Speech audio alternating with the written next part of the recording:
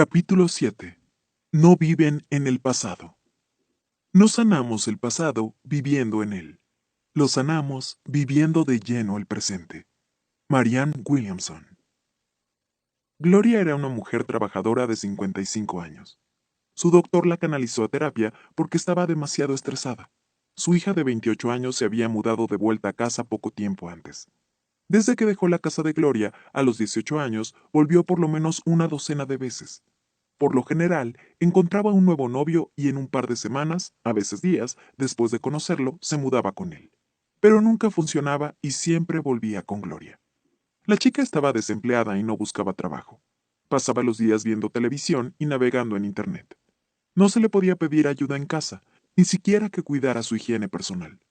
Aunque Gloria sentía que estaba dándole un servicio de hotel con empleada doméstica, siempre la recibía de vuelta.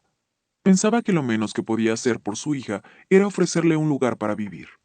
No le dio la infancia que merecía y admitía no haber sido una buena madre. Después de su divorcio, Gloria salió con muchos hombres que no eran modelos a seguir. Invirtió mucha energía bebiendo y saliendo en lugar de criar a su hija. Sentía que sus errores eran la razón por la cual la chica batallaba tanto. Desde el principio quedó claro que la vergüenza que tenía por la forma en que la crió la llevó a permitirle todo aun cuando ya era una adulta. La mayor parte del estrés de Gloria era por la ansiedad que le provocaba la inmadurez de su hija. Se preocupaba por su futuro y quería que fuera capaz de obtener un trabajo y vivir de forma independiente. Mientras más hablábamos, Gloria reconocía que su vergüenza y culpa estaban interfiriendo con su habilidad para ser una buena madre en el presente. Tenía que perdonarse y dejar de vivir en el pasado si quería seguir adelante y hacer lo mejor para su hija. Le pedí que, bajo las condiciones actuales, imaginara que un día la chica se levantaba y de la nada empezaba a ser responsable. Gloria sabía muy bien que era imposible, pero no estaba segura de qué hacer para cambiarlo. Después de unas cuantas semanas, exploramos la manera en que Gloria veía el pasado. Cada vez que reflexionaba sobre la infancia de su hija, pensaba cosas como, soy una mala persona por no poner las necesidades de mi hija en primer lugar, o es mi culpa que mi hija tenga tantos problemas.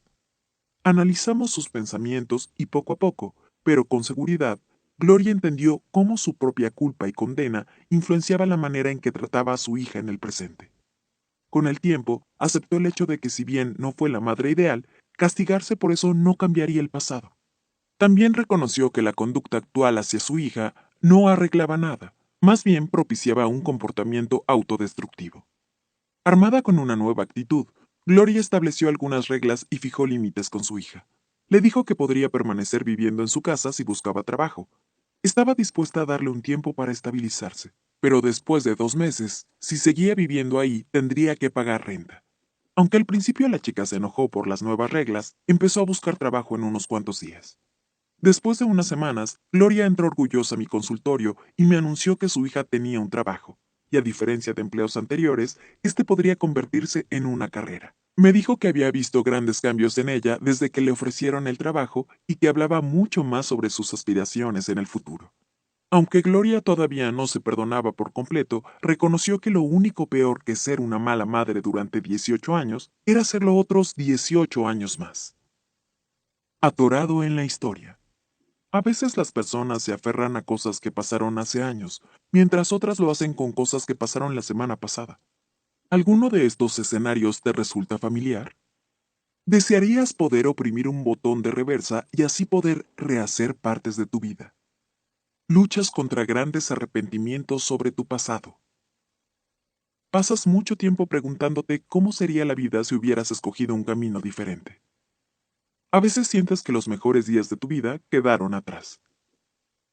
Recreas momentos pasados en tu mente una y otra vez, como si fueran la escena de una película. A veces te imaginas diciendo o haciendo algo de forma diferente en recuerdos pasados para crear otro resultado. Te castigas o convences de que no mereces ser feliz.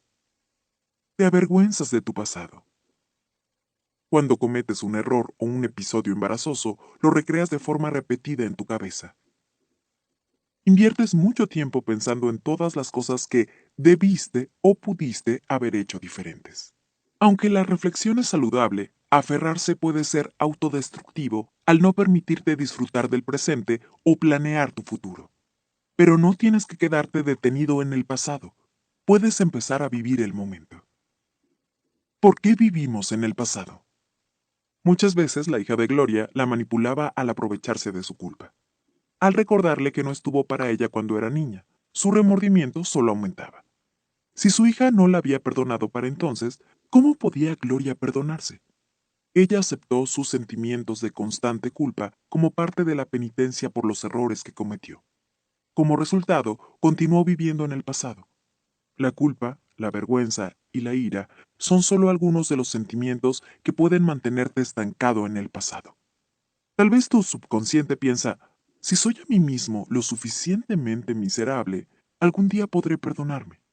Tal vez ni siquiera estás consciente de que en el fondo no crees merecer felicidad. El miedo de seguir adelante nos hace querer permanecer en el pasado.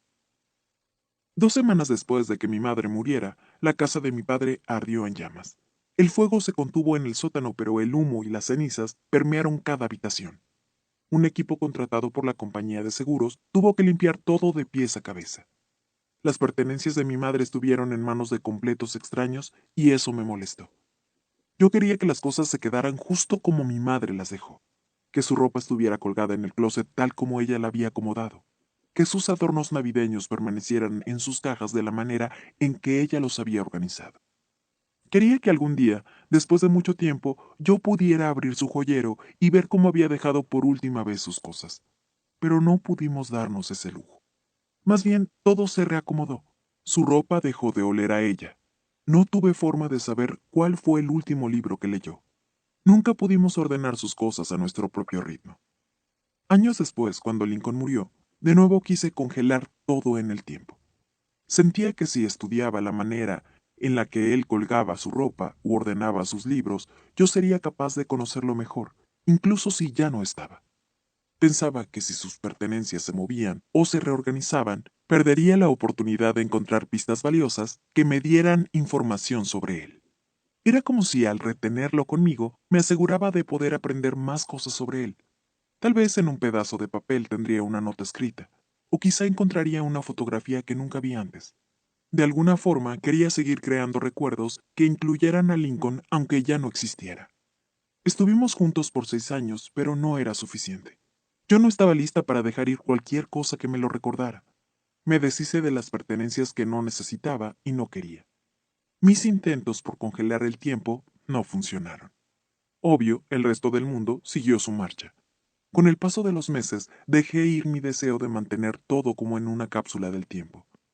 Poco a poco me convencí de que estaba bien tirar algún papel escrito con su puño y letra. Empecé a tirar las revistas que recibía por correo. Debo admitir que tardé 2 años en deshacerme de su cepillo de dientes. Sabía que él ya no lo necesitaba, pero de alguna manera tirarlo me parecía una traición. Sentía que era más cómodo vivir en el pasado, pues ahí era donde estaba Lincoln y mis recuerdos. Pero permanecer ahí, mientras el resto del mundo seguía adelante, no era sano ni me ayudaba. Tuve que confiar en que salir adelante no me haría olvidar ninguno de mis grandes recuerdos. Aunque como terapeuta ayudo a otros a trabajar con sus pensamientos irracionales, el dolor trajo consigo muchos pensamientos de este tipo. Eso hizo que quisiera aferrarme al pasado, porque en el pasado Lincoln estaba vivo. Pero si hubiera usado todo mi tiempo pensando en el ayer, nunca habría creado nuevos y felices recuerdos otra vez. Vivir en el pasado impide que vivas el presente. La gente no se concentra en el pasado solo por eventos tristes o trágicos.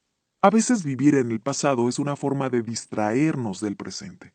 Tal vez conoces al ex capitán del equipo de fútbol americano que tiene 40 años y todavía abraza su chaqueta de la universidad y habla de sus días de gloria. O quizá eres amiga de la madre de 35 años que aún considera que ser reina de la graduación es uno de sus mayores logros. Muchas veces idealizamos el pasado como una forma de escapar de los problemas en el presente. Si por ejemplo no estás feliz con tu relación actual o si no tienes una, puedes pasar mucho tiempo pensando en un amor pasado. Tal vez deseas que tu última relación funcionara o crees que si te hubieras casado con tu pareja de la escuela las cosas estarían mejor. Resulta tentador afirmar lo fácil o feliz que era la vida en ese entonces. Incluso puedes comenzar a arrepentirte de haber tomado algunas de las decisiones que te llevaron a donde estás